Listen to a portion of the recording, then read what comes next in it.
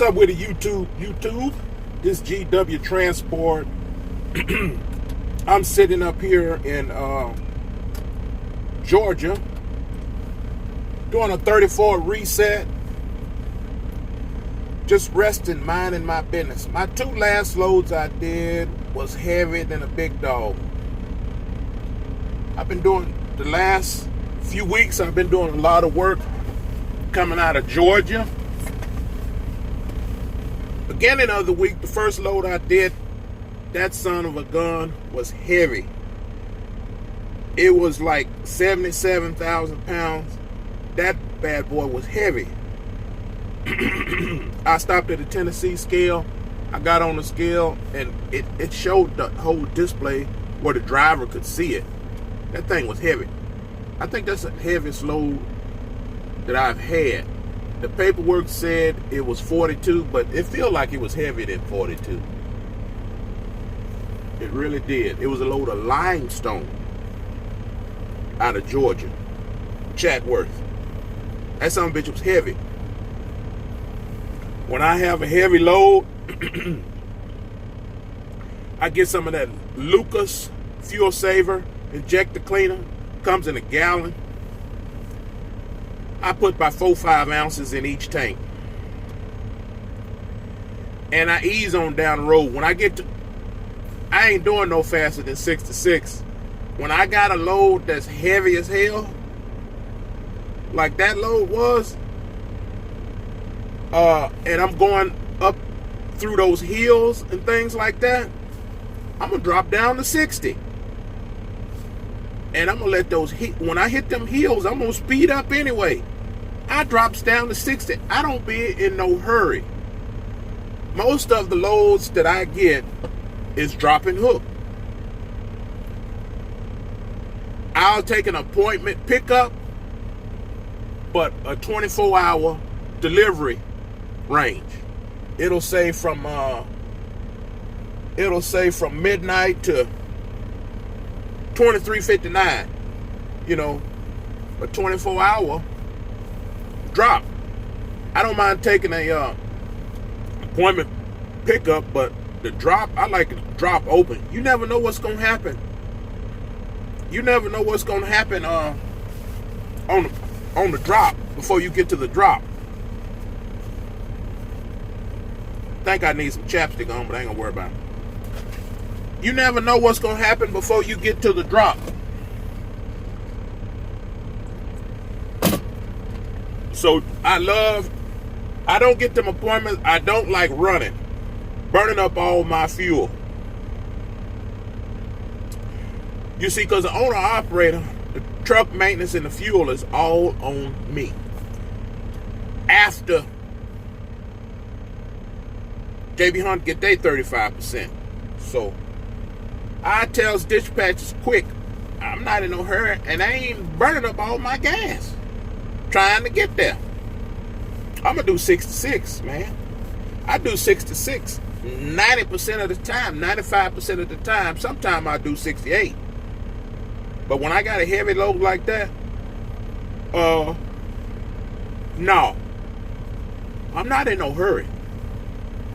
And I got Lucas in the fuel tank. It helps a little bit. And y'all already know I got Lucas in my drive lines. When I get back home, I'm going to grease them again. I'm going to grease my drive lines up when I get back home. Check all my wheel seals. I might go out another trip or two, and then I'm going to change my oil. It'll be time for me to change my oil. This old truck holding me down, man. Christ with me on this truck. The master holding me down, roll shotgun. Master always roll shotgun with me, though. Even when I break down when it's convenient. Thanks to the Most High in heaven, the Creator. He be looking out for me. He be looking out for me. He be rolling shotgun with me. And I know this for a fact. So, yeah, I'm sitting here. I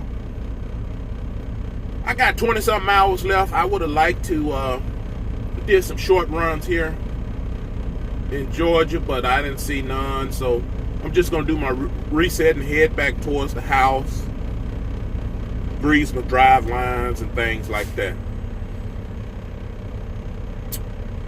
you know. So yeah, I saves my fuel, man. I'm not in a hurry going down these roads.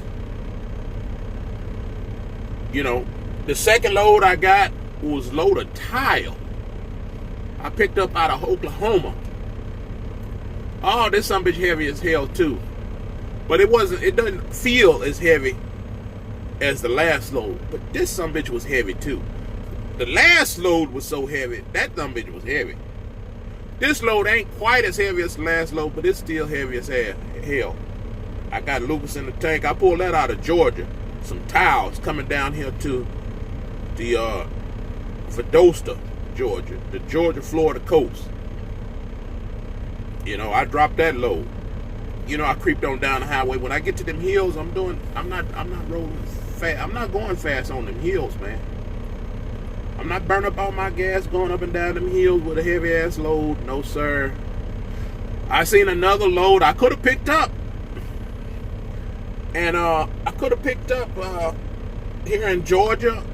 I think it was in Georgia, and pulled it up to somewhere and pull it. What? No, it didn't pick up in Georgia. It picked up in North Carolina or something. So I had to deadhead about 200-something, 300-something miles and then pull it. And it was heavy as hell. I said, no, I'm not going to do that. It was heavy as hell. And then the drop wasn't an open drop.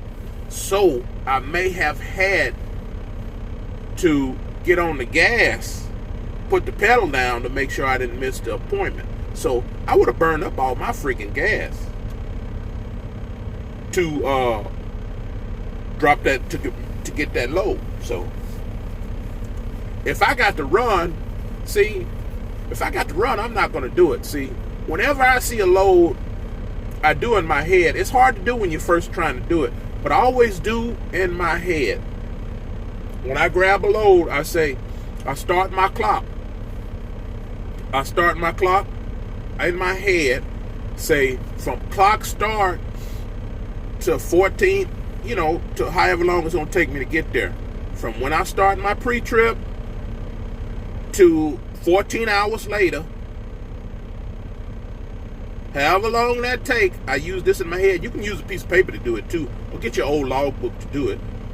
From clock start 6 to 8, that's 14-hour clock. I don't care if you're driving or on duty. That's a 14-hour clock. I always start my 14-hour from 6 to 8. Let's say I start at 6 a.m. See, I imagine, even if I have to deadhead, let's say if I have to deadhead to North Carolina from Georgia to pick up and pull it somewhere. Wherever I start my clock to do that deadhead to the end of the day, 14 hours, 6 a.m. to 8 p.m., that's 14 hours. Boom. And then, let's see, to 8 p.m., so 8 p.m. to 8 p.m., that's 12 hours. Go backwards 2 hours, that's 10 hours. That's your 10-hour break. So 8 p.m. to 8 p.m., go back 2 hours, that's 6. So that's when I'm going to start rolling again, 6 o'clock. Boom. So when I start rolling again, 6 o'clock, okay, I'm going to do the AMs and the PM. 6 a.m. to 6 p.m.,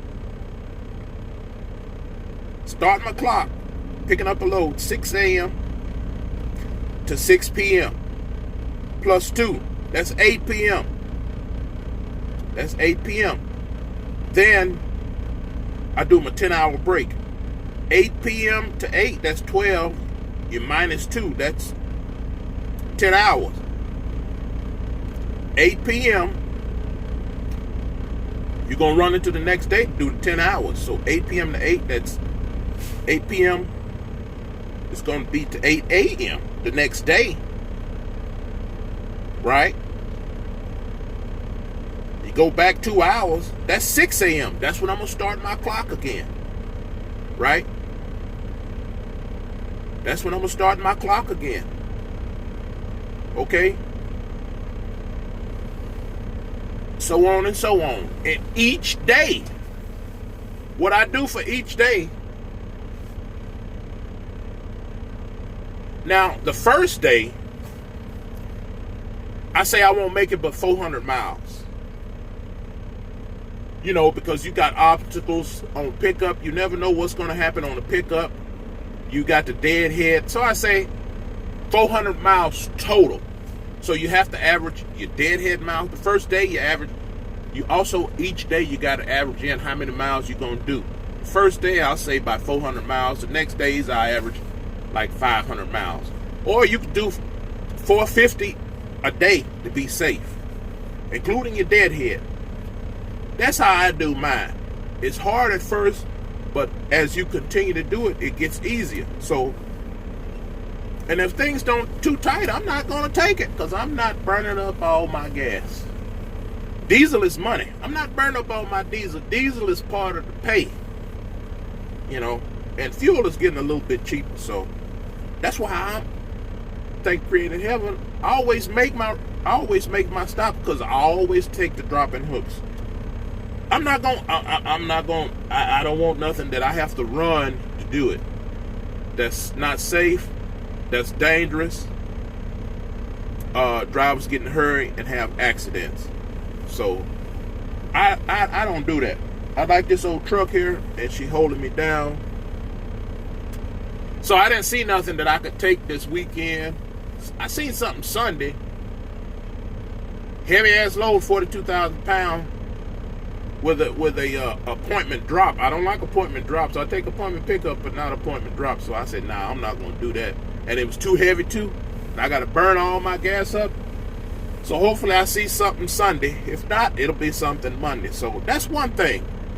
I've been doing my 34-hour resets on the road, but that's okay with me because I got some drama going on at the house. I don't mind doing that right now. It's peace on the truck. But eventually, I'm going to continue to do my 34-hour resets at home. You know, tax season coming up. I don't know what that's going to be like being an owner-operator. This is my first year as an owner-operator, but I know I had quite a few expenses when I started out, you know, on this truck, maintenance.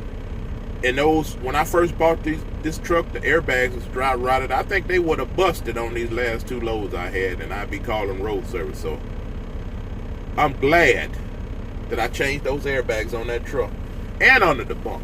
If they dry rotted, change them. I changed them. And I'm glad I did it too. I keep a toolbox in my truck, man. I keep my mud flaps. I don't want DOT looking at me without a mud flap. You go on the TA, they got a line. I told TA, just give me the mud flap. I called JB Hunt Road Service. They gave me the mud flap. I put it on myself. Just before I got ready to roll, I didn't sit and have to wait 2 or 3 hours on my clock, 3 or 4 hours in line to get a mud flap on. You see? I put that on myself and was gone. Keep me a little toolbox in my truck, you know, for little things. Fuses and things like that. It's been very helpful. I need to get me what I'm gonna get me. There is an underbunk air conditioner. I'm gonna get this underbunk air conditioner, and I'm gonna get me a small generator. I'm not gonna get an APU. It's too expensive. Get me a generator side box and a side box too later on. So I'm enjoying being an owner operator. I wish they had both freight on the weekend, but I'm doing okay. The key is my truck note is low to the flow. I'm paying under $1,000 a month, and that's a blessing. I don't think I'll make it. I don't know how these drivers paying $15. That's brand new truck. See, my truck ain't brand new. I'm kind of regional. I'll go 1,000 miles out. That's it. I'll come back home unless I ventured out to California and came on back once. I would go back for a good load, but the company having trouble with this MAC emissions compliance for them to be able to read the emissions compliance on my truck. So most drivers don't go out to California. You got to be emissions compliance, and I can't get this truck, this MAC emissions compliance for California with the ECM. They don't have the wiring harness to make it.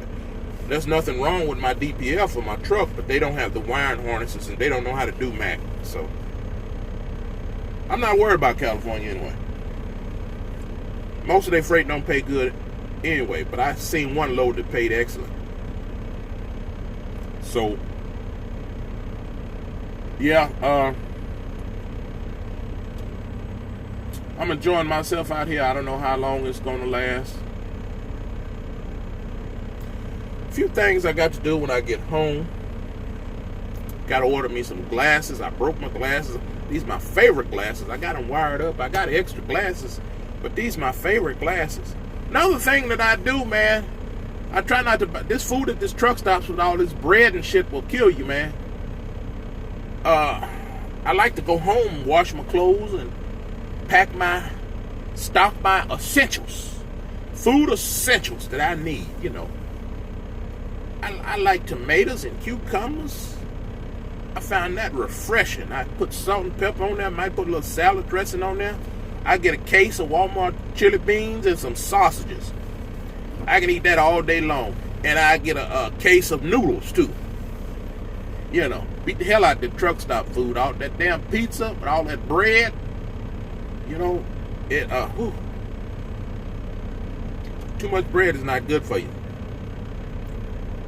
With all that bleach in it. That white bread has a lot of bleach in it. So folks, I'm doing pretty good right now. I'm just holding it down. I'm riding with the Creator. He got somebody riding shotgun over there. I can't see him. And I thank God that I can't see him. Because if I see him, I don't know what I would do. But he there. And he rose with me. Everybody out there in that road, y'all have a blessed day. Thank you for watching my video.